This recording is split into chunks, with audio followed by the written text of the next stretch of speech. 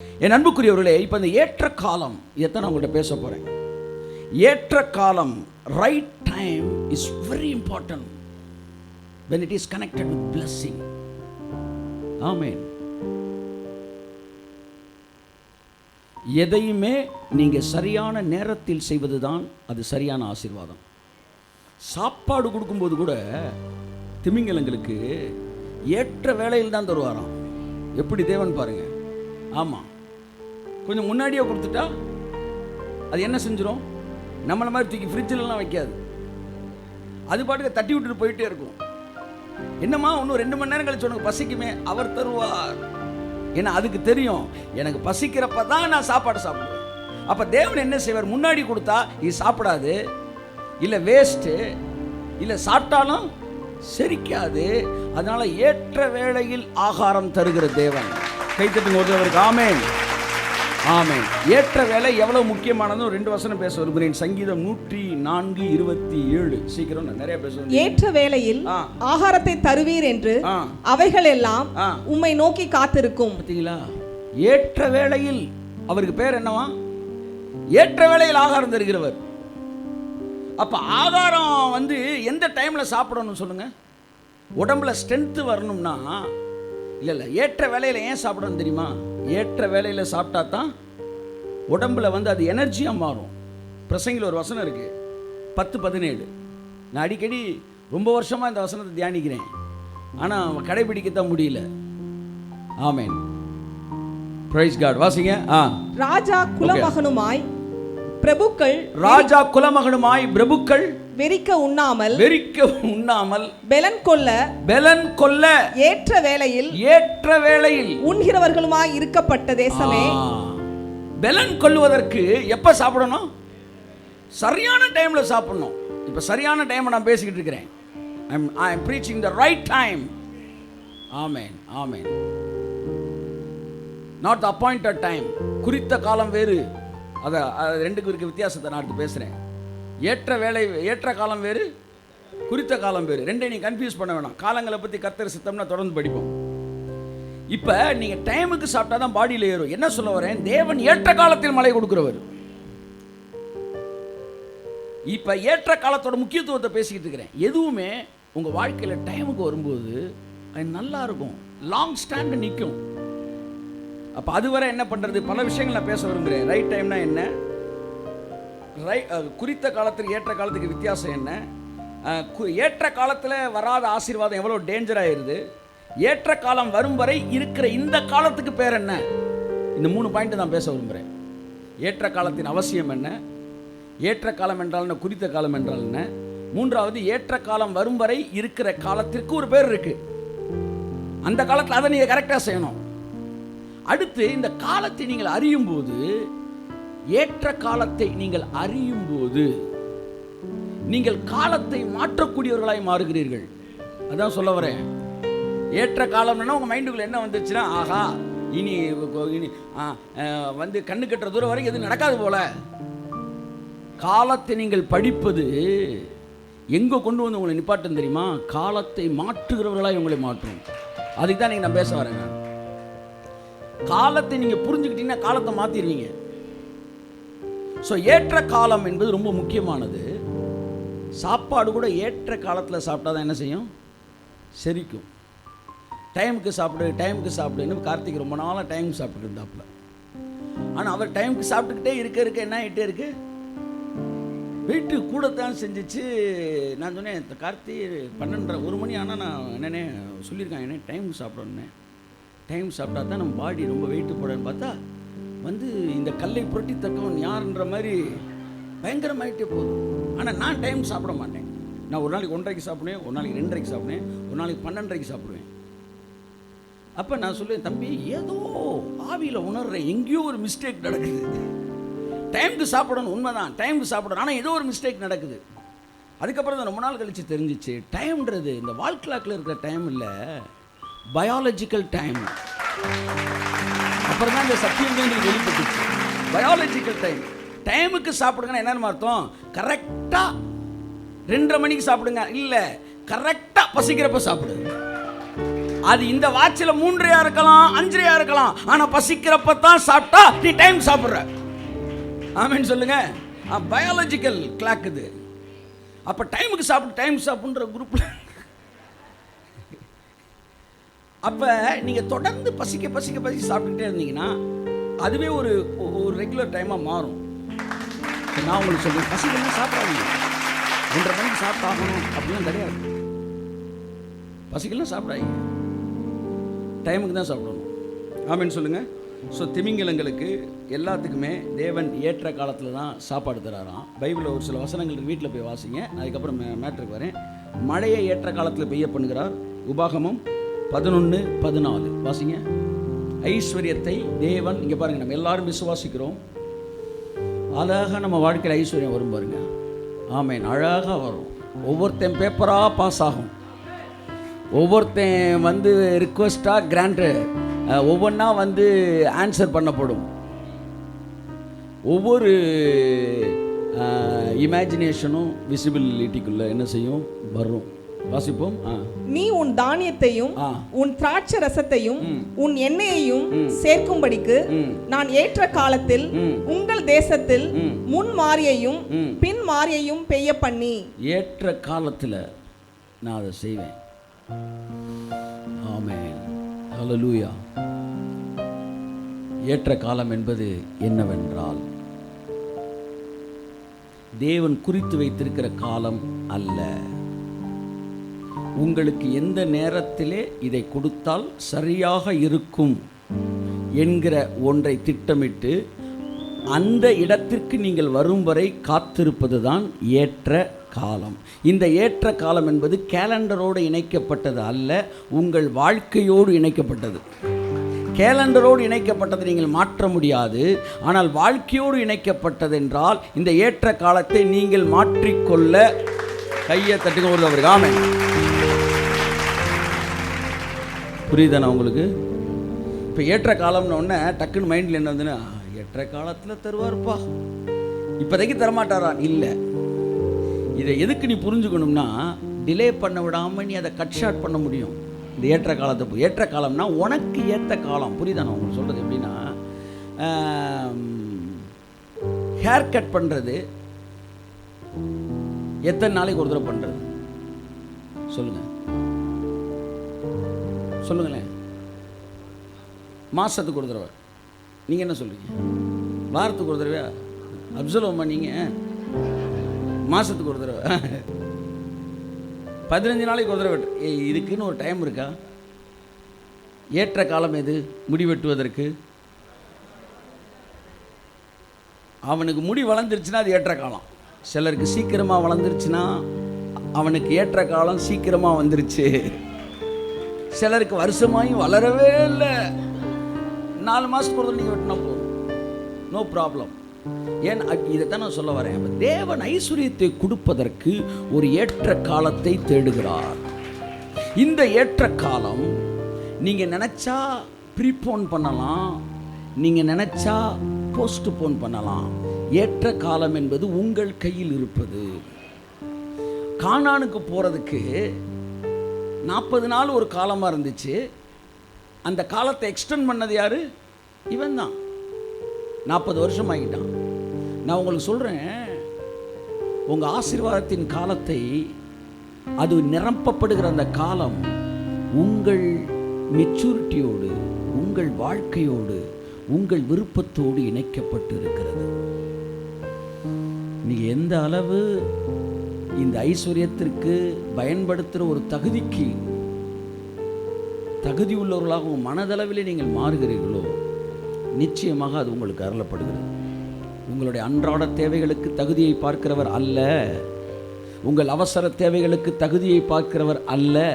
நீங்கள் தகுதியே இல்லாவிட்டாலும் இயேசுவின் நாமத்தை நீங்கள் அதை பெற்றுக்கொள்ளுகிறீர்கள். நான் பேசுவது அவசர தேவை, அன்றாட தேவை, டெய்லி தேவை. உங்களுடைய குறைவுகள் நிறைவாவதே கிடையாது. அது it's at any time you can receive it. Amen. ஆபத்து காலத்தில் என்னை நோக்கி கூப்பிடு, அப்பொழுது ஏற்ற காலத்தில் உனக்கு நான் சொல்லலை, அப்போ இம்மிடியேட்டாக உனக்கு சரி பண்ணிடுறேன். நான் பேசுறது இந்த சூப்பர் அபண்டன்ட். கை தட்டுங்க ஒரு தவறுக்கு. ஆமென். அப்போ ஒரு மனிதன் அதற்கு ஏற்ற மனிதனா இருக்கிறானா? இல்லாட்டி எதுக்கு அதை வாங்குறான்? எதுக்கு வாங்குறான்? Behind that there something must be there. ஒரு பர்பஸ் இருக்கணும். அப்போ எத்தனை பேர் சூப்பர் அபண்டன்ட் ப்ராஸ்பரிட்டியை விரும்புகிறாமேன்னு சொல்லுவோம்? தேவன் வந்து அதற்கான ஒரு பேஸ்மெண்ட்டை நமக்குள்ளே பார்த்து நம்ம மேலே வைக்கிறார். இப்போ புரிகிற மாதிரி சொல்லணும்னா, பால்காரன் வேகமாக வந்து பாலை பிடிச்சிட்டு ஊற்றுறதுக்கு ரெடி ஆகுறாரு. உடனே நீங்கள் வந்து பாத்திரத்தை என்ன செய்கிறீங்க? பிடிக்கிட்டவொன்னே ஊற்றுவார். நீங்கள் பாத்திரம் கழுவுலன்னு டக்குன்னு என்ன செய்கிறீங்க? ஒரு 2 மினிட்ஸ் கழுவுறீங்க. இப்போ பால் ஊற்றுறவருக்கு எவ்வளோ நேரம் டிலே ஆகுது? ஒரு 2 மினிட்ஸ் டிலே ஆகுது. இந்த டிலே ஆகுறது பால்காரரால உங்களாலையா? அவர் என்ன செய்கிறாரு? வெயிட் பண்ணிகிட்டே இருக்கார். இந்த 2 மினிட்ஸை நீங்கள் திடீர்னு சர்ப்பு எடுத்துகிட்டு வந்து சோப்பு எடுத்துகிட்டு வந்து நீங்கள் ஒரு 10 நிமிஷமாக கழுவிட்டு இருக்கிறீங்க. அவன் என்ன சொல்கிறேன்? நான் ஒரு பேச்சுக்கு சொல்கிறேன், இந்த பால்கார் போயிடுவார், நம்ம பால்கார் நின்றுக்கிட்டே இருக்கிறாரு. So he is ready but waiting for your time. The blessings are waiting for your time. நீ தயாரான இடத்திற்கு வரும்போது உடனடியாக உங்கள் வாழ்க்கைக்குள்ளே இது கடந்து வருகிறது. 100 ரூபாயில் 10 ரூபாய் இழக்க கூட விரும்பாத ஒரு இடத்துல என் மனநிலை இருக்கும்போது தேவனுடைய ஒரு மிகப்பெரிய ஆசீர்வாதத்தை ஆளுகை செய்யக்கூடிய திறன் எனக்கு இல்லை. எனக்கு அந்த திறன் இல்லாத போது அந்த ஆசீர்வாதம் எனக்கு என்னவா மாறுது? ஆசீர்வாதமாக இருக்காது, அது அழிவாகத்தான் மாறுகிறது. என்றைக்கு நான் அந்த ஒரு இடத்துக்கு நான் வர்றேனோ, 40 வருஷம் ஆனால் இட்ஸ் அப் டு யூ, 4 வாரம் ஆனால் இட்ஸ் அப் டு யூ. உங்கள் மனது அந்த இடத்திற்கு வரும்போது you are fit for that extraordinary blessing. அதைத்தான் தேவன் இப்போ நமக்குள்ளே ஏற்படுத்திக்கிட்டு இருக்கிறார். இந்த நாளெல்லாம் அவர் வர்றதுக்கு தடையெல்லாம் கிடையாது, தடையெல்லாம் முடிஞ்சிருச்சு. தேவன் வந்து உங்களுக்குள்ளே ஏதோ ஒன்று செஞ்சுக்கிட்டு இருக்கார் சார். ஏதோ ஒரு சிலபஸ் என்ன செஞ்சுக்கிட்டு இருக்கு? ஓடிக்கிட்டு இருக்கு. அந்த சிலபஸ் சக்ஸஸ் ஆகும்போது அந்த ஏற்ற காலம் வந்து விட்டது. இப்போ என் பையனை ஆசீர்வதிச்சா அது சரியான சேனலில் போகும்யா. இன்னும் பணக்காசுடையவன நான் இருப்பேன் என்றால் என் தேவைகள் சந்திக்கப்படலாம். ஆனால் நிரம்பி வழிகிற ஒன்றை, ஓவர்ஃப்ளோ ஆகிற ஒன்றை நான் பேசினேன்னா நான் வந்து அந்த இடத்துக்கு நான் வந்து என்ன ஆகலை, அதை ஹேண்டில் பண்ணுற அளவுக்கு. சார் நான் என்ன சொல்கிறேன், எனக்கு கார் ஓட்டணும்னு ஆசை. உடனே ஏசினார் வந்து நீங்கள் காரை கேட்குறீங்கன்னு ஒன்று ஒரு 120 மைல் ஸ்பீடில் ஓடிட்டு இருக்க ஒரு காரு ஸ்டேரிங் அவன் கையில் கொடுத்தாருன்னா அவர் அன்புள்ளவரா? அப்போ you need how to handle it. You need the knowledge for handling the blessings. அதைத்தான் தேவன் வந்து இந்த நாட்கள் நமக்குள்ளே செய்கிறாரு.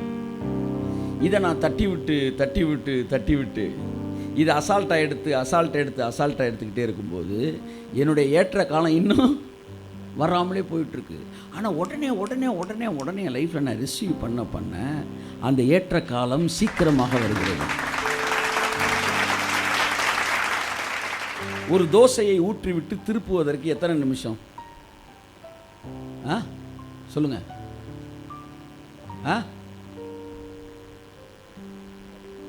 சொல்லுங்க. ஒரு செகண்ட்லாம் நீங்கள் இப்போ கரண்டியை உள்ள விட்டீங்கனாலே மாவாகி போயிடும். சொல்லுங்கள், எவ்வளோ நேரங்க? 3 நிமிஷம். சரி, 1 நிமிஷமா? உடனே தோசையை ஊற்றிட்டு ஒருத்தன் ஒரு கரண்டி எக்ஸ்ட்ராவே ஊற்றிட்டு நீங்கள் சொல்லிட்டீங்கன்னு 1 நிமிஷத்துக்கு இப்படியே பார்க்குறான். பார்த்துட்டு அக்கா சொல்லிட்டாங்க 1 நிமிஷம் ஆயிடுச்சு, தாமதமின்றி அப்படின்னு சரட்டுன்னு கரண்டியை உள்ள விட்டான்னா, இல்லை 2 நிமிடம் அப்படின்ன உடனே 3 நிமிஷம் சொல்லிட்டாங்க அப்படின்ட்டு கருகிற ஸ்மெல் வருது. இல்லை 3 நிமிஷம் சொல்லியிருக்கிறாங்க. நல்லா கவனிங்க. ஏற்ற காலம் என்னது? ஏற்ற காலம்ன்றது 2 நிமிஷம் 3 நிமிஷம்லாம் கிடையாது. அப்படியே கரண்டி விட்டு லைட்டாக அப்படி பார்க்கணும். ஏற்ற அப்படி திருப்பி. இதுக்கு டைம் கிடையாது. இதுக்கு அந்த மாவு எவ்வளவு சீக்கிரமாக தன்னை விட்டு கொடுத்து வந்து மிங்கிள் ஆகி ஃப்ளெக்சிபிள் ஆகி அந்த இடத்துக்கு ஏற்ற மாதிரி மாறுதோ அவ்வளவு சீக்கிரமாய் தேவனுடைய ஆசீர்வாதம் உன்னுடைய வாழ்க்கைக்குள் கடந்து வருகிறது. எவ்வளவு சீக்கிரமாய் உன்னுடைய மனது தேவனுடைய வார்த்தைக்கு ஃப்ளெக்சிபிளாக மாறுதோ அவ்வளவு சீக்கிரமாய் தேவனுடைய மிகப்பெரிய திட்டங்கள், the huge plans, huge blessings, the super abundant blessing உங்கள் வாழ்க்கைக்குள்ள சரமாக இறங்குது. ஆமென், ஆமென். ஸோ ஏற்ற காலம் என்பது அது உங்கள் மனதோடு இணைஞ்சது. வசனத்தை தள்ளி தள்ளி தள்ளி தள்ளி தள்ளி விட்டு 40 வருஷமாக கானானுக்கு வராதவனும் இருக்கிறான். அதை உடனே சொல்கிறான், இன்று கர்த்தருடைய சத்தத்தை கேட்பீர்களாகில் வனாந்தரத்தில் அவருக்கு கோபம் ஊட்டினது போல உங்கள் இருதயத்தை கடினப்படுத்தாதருங்கள். வனாந்தரத்தில் வாழ்ந்தவர்கள் இருதயத்தை கடினப்படுத்தினால பால் 40 வருஷமாக ரிட்டர்ன் ஆகிட்டே இருக்கு. ஆனால் கர்த்தாவே சொல்லும் அடியேன் கேட்கிறேன்னு நீங்கள் ஈல்டு பண்ணிட்டீங்கன்னா, உங்களை விட்டு கொடுத்துட்டீங்கன்னா, யாருக்கு தெரியும் நாளைக்கு நேரம் நீங்கள் வேறு இடத்துல இருக்கீங்க. ஆமாம், நான் சொல்கிறது அர்ஜென்ட் நீடு, அவசர தேவை. அது எவ்வளோ பெரிய தேவையாக இருந்தாலும் அவசர தேவை, அதுக்கெலாம் அவர் நேரம் பார்க்கல. அது உங்கள் தேவையை பார்த்தா தேவன் தரார். நான் சொல்ல வருகிறது அதுவல்ல. ஒரு ஸ்டேட்லேருந்து இன்னொரு ஸ்டேட்டுக்குள்ளே போகிறது, ஒரு லெவல்லேருந்து இன்னொரு லெவலுக்குள்ளே போகிறது. புரியுதா நான் சொல்கிறது? ஆமாம், ஒரு லெவல் ஆஃப் பிளெஸ்ஸிங்லேருந்து இன்னொரு லெவல் ஆஃப் பிளெஸ்ஸிங்க்கு உங்கள் லைஃப் ஸ்டைலே மாறுவது. கையை தட்டுங்க சாரே. ஆமென். அப்பவும் நீங்கள் வந்து உங்களுக்கு கீழே இருக்க வேலைக்காரங்க ஒரு 50 ரூபா கூட கொடுக்குறதுக்கு யோசிக்கிற மாதிரி இருந்தீங்கன்னா, நீங்கள் வந்து அதுக்கு ஃபிட்டு கிடையாதுன்னு அர்த்தம். தேவன் உங்களை நம்பி கொடுத்ததே வந்து இல்லை அப்படின்னு அர்த்தம். ஸோ ஏற்ற காலம் என்பது உங்கள் வாழ்க்கையில் இருக்கிற அந்த ஃபிட்டான டைம். இந்த ஏற்ற காலம் ஆளுக்கு ஆள் என்ன செய்யும்? மாறும். ஒருத்தனுக்கு ஒரு டைமு, சிலர் 10 அரியர் வச்சு எழுதுறாங்க, ஆனால் அவனும் டிகிரி வாங்கிடுறான். இன்னொருத்தன் வேற மாதிரி உடனே ஒரே ஸ்டெச்சில் அடிக்கிறான். அதான் சொல்றாரு, அதினதின் காலத்தில் இவன் இதை இவன் காலத்தில், அவன் இதை தன் காலத்தில் தன் கனி. இதை நம்ம பார்த்துருக்கோம் ஏற்கனவே. அப்போ கொய்யாப்பழத்துக்கு ஒரு சீசன்னா மாம்பழத்துக்கு ஒரு சீசன். உங்கள் டைம் இன்னும் வரல. நான் குறித்த காலத்தை பற்றியே பேசலை. குறித்த காலம்னா என்ன தெரியுமா? தேவன் ஒரு ரவுண்ட் பண்ணி வச்சுருப்பார். செப்டம்பர் 23 அப்படி வச்சுருக்காருன்னு வச்சுக்கோமே. தேவன் ரவுண்ட் பண்ண காலம். அந்த குறித்த காலம்லாம் அது வேறு மாதிரி. எப்படின்னா, நீங்கள் அந்த டேட்டில் வந்து நீங்கள் ரெடியாக ஆளனா கூட தூக்கிட்டு போயிடுவார். எலியாவை வந்து குறித்த டைம் வச்சுருந்தார். 12:23 இவனை தூக்கண்டான்னும் போது 22க்கு வந்து எலிசா ஒரு கொஸ்டின் கேட்குறான். சரி, இந்த கடைசியாக ஒரே ஒரு கேள்வி அப்படின்னு திரும்புகிறான். எலியாவை காணோம். எலிசா பேசிக்கிட்டே இருக்கிறாரு. அவர்கள் பேசி கொண்டிருக்கும் போதே அக்கினி ரதம் உள்ளே வந்து தூக்கிட்டு போயிடுச்சு. ஏன்னா அது குறித்த காலம். உங்கள் எல்லார் வாழ்க்கைக்கும் குறித்த காலமும் இருக்குது. அவர் குறித்த காலத்தில் நீங்கள் ரட்சிக்கப்பட்டீர்கள். அவர் குறித்த காலத்தில் நீங்கள் கிருபையின் உபதேசத்திற்குள் வந்தீர்கள். இதெல்லாம் ஃபிக்ஸட் டைம், அப்பாயிண்டட் டைமு. ஆனால் ஏற்ற காலம் அது வேற. ஆமேன், ஆமேன். ஸோ இந்த ஏற்ற காலம் என்ன செய்யுதுன்னா, ஒரு பில்டிங்கை கட்டுறதுக்கு முன்னாடி ஒரு ஃபவுண்டேஷனை போட்டு அந்த ஃபவுண்டேஷன் ஸ்ட்ராங்காக இருக்கான்னு பார்க்குறது. அது என்னது, அந்த சென்ட்ரிங் போடுறதா இல்லை? இப்போ போட்டு அந்த இதெல்லாம் போட்டு கொஞ்ச நாள் என்ன செய்வாங்க, அந்த காலத்தில் 21 நாள் என்னமோலாம் போடுவாங்க இல்லை? சென்ட்ரிங் தானே. இப்போ எவ்வளோ நாள் வர்றீங்க? 16 நாளா? ஆமாம். இல்லை சார், நான் உடனே வீடை கட்டி ஆகணும் அப்படின்னு நீங்கள் உடனே ஏற்ற முடியாது. ஏன்னா அது உள்ளே கொஞ்சம் என்ன செய்ய வேண்டியிருக்கு. இந்த செட் ஆகிறது அங்கே வந்து சூரியனையும் அதில் அந்த இதுக்கும் போய் இடையில் இருக்கிற தொடர்பை பொறுத்தது. ஆனால் இங்கே செட் ஆகிறதுக்கு அந்த டைம்லாம் கிடையாது. நீங்கள் நினச்சா ஒரு நாள் நைட்டில் உங்களை ஈல்டு பண்ணலாம். சத்தியத்திற்கு கீழ்ப்படிய ஒவ்வொரு செய்தியை நீங்கள் அங்கீகரிக்க நீங்கள் உங்கள் ஆசீர்வாதங்களை ப்ரீபோன் பண்ணுகிறீர்கள். You can postpone your blessing and you can prepone your blessing. தள்ளி போடலாம், முன்னாடி மாற்றிக்கலாம். நீங்கள் ஏற்ற காலம் வந்துருச்சுன்னா அப்படி தான். 23, 27, 28, 29. எனக்கு பயப்படும் பயத்தை உனக்கு முன் செல்லும்படி செய்வேன். நீ செல்லும் இடம் எங்கும் உள்ள ஜனங்கள் எல்லாரையும் கலங்கடித்து உன் சத்துருக்கள் எல்லாரையும் முதுகு காட்ட பண்ணுவேன். உன் முகத்திற்கு முன் நின்று, உன் முகத்துக்கு முன்னாடி இருக்க எதிரிக்கெல்லாம் டர்ரை கலப்புவேன் அப்படின்றார். பயத்தை ஏற்படுத்துவேன். மிரளுவான் அவனை பார்க்கும்போது. ஏன்னா அவங்க வாழ்க்கையில் நடக்கிற சம்பவங்கள் உனக்கு எதிராக கை நீட்டக்கூடாதுன்றது அவனுக்கு சொல்லி கொடுக்குறதா இருக்கும். புதிய ஏற்பாட்டில் கூட அனனியா சப்பிரால் சம்பவத்தில் வந்து அந்த அவர்களை பற்றிய பயம் பூமி எங்கும் உண்டாயிட்டுன்னு வந்துச்சு. இது உங்களுக்கு கொடுக்குற ஒரு எக்ஸ்ட்ராடினரி ப்ரொடெக்ஷன். உன்னை பற்றுகிற பயத்தை நான் உண்டாக்க பண்ணுவேன். வாசிங்க. நீ செல்லும் இடம் எங்கும் உள்ள ஜனங்கள் எல்லாரையும் கலங்கடித்து உன் சத்துருக்கள் எல்லாரையும் முதுகு காட்ட பண்ணுவேன். உன் முகத்திற்கு முன் நின்று ஏவியரையும் கானானியரையும் ஏத்தியரையும் துரத்திவிட குளவிகளை உனக்கு முன்னே அனுப்புவேன். சரி. தேசம் பாழாய் போகாமலும். நல்லா பாருங்க, எதிரி எல்லாம் துரத்து வரான். ஆனா எப்படி துரத்து வரான்? அழகா இருக்கு பாருங்க. வாசிங்க. தேசம் பாழாய் போகாமலும். தேசம் பாழாய் போகாமலும். காட்டு மிருகங்கள் உனக்கு விரோதமாய் பெருகாமலும் இருக்கும்படி நான் அவர்களை ஒரே வருஷத்திற்குள்ளே உன் முன் நின்று துரத்தி விடாமல் நீ விருத்தி அடைந்து தேசத்தை சுதந்தரித்துக் கொள்ளும் வரைக்கும் அவர்களை கொஞ்சம் கொஞ்சமாய் உன் முன் நின்று உனக்கு முன்பாக இருந்து துரத்தி விடுவேன். கையை தட்டு. ஆமென். That's what God's plan. அதுதான் ஏற்ற காலம். எப்படின்னா, இவங்க வந்து ஒரு 7 லட்சம் பேர் இருக்கிறாங்க. வெளியே வரும்போது 45 லட்சம் பேர் இருக்காங்க. ஆனால் அந்த ஏரியா வந்து ஒரு 10 கோடி பேர் இருக்கிற ஏரியா. இப்போ இந்த 45 லட்சம் பேர் அவனை துரத்துறதுக்கு பவர் இருக்கான்றது இங்கே விஷயமே கிடையாது. ஏன்னா தேவன் இருக்கார். ஒரே ஆளை துரத்துற மாதிரி துரத்திடுவார். துரத்துற உடனே எங்கே வந்துட்டாங்க? 10 கோடி பேர் இருக்கிற இடத்துக்கு எத்தனை பேர் வந்திருக்கிறாங்க? 45 லட்சம் பேர் வந்திருக்கிறாங்க. இப்போ என்ன தெரியுமா நடக்கும்? ஸ்பேஸை வந்து இவனால் ஆக்குப்பை பண்ண முடியாது. ஏன்னா நிறைய வெட்டியாக ஸ்பேஸ் இருக்கும்.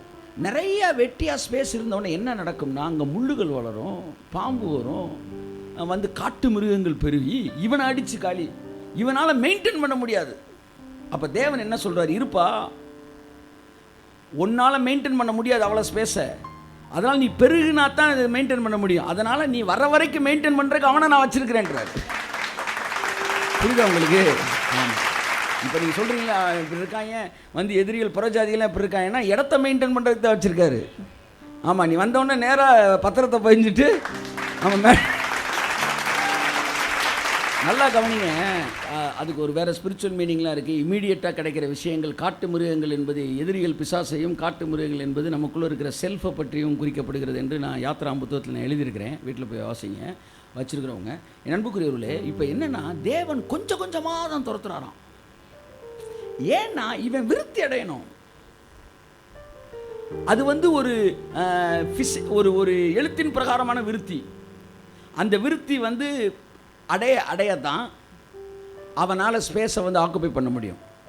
ஆனால் ஸ்பிரிட் வேர்ல்டில் உங்கள் மைண்டில் ஏற்படுற விருத்தி எவ்வளவு எக்ஸ்பேண்ட் ஆகுதோ அந்த அளவிற்கு தேவன் அவங்கள துரத்துகிற ஸ்பீடு அதிகமாகிக்கிட்டே இருக்கும். ஆமேன். ஸோ எதை பேலன்ஸ் பண்ணி உங்களை தூக்குறாரு தேவன்? உங்களுடைய விருத்தி, உங்களுடைய இன்னர் கன்ஸ்ட்ரக்ஷன், இன்பில்டு, உங்களுடைய வந்து கன்ஸ்ட்ரக்டிவ் லைஃபு, உங்களுடைய அஸ்திவாரம் போடப்பட்ட எண்ணங்கள், வாழ்க்கை, தேவனுடைய வார்த்தைக்கு கீழ்ப்படுகிற தைரியம், ஆமாம், கொடுப்பதை குறித்த தைரியம், வர்றதை பார்த்துக்கோண்டா.